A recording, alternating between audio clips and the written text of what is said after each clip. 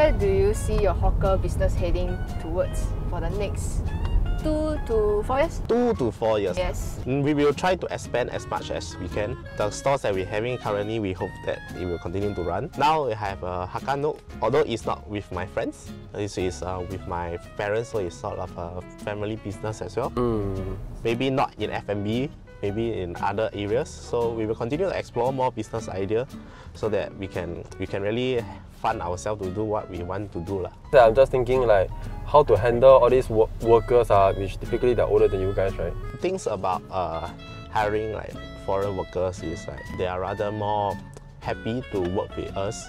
Actually, in fact, they are more willing to talk to us. Even if there is such a problem, right, really what you need to do is be firm on your end. Stand your ground. Yeah, stand your ground and really talks like you are really the boss there. Like, don't let them think that they are older so they are better.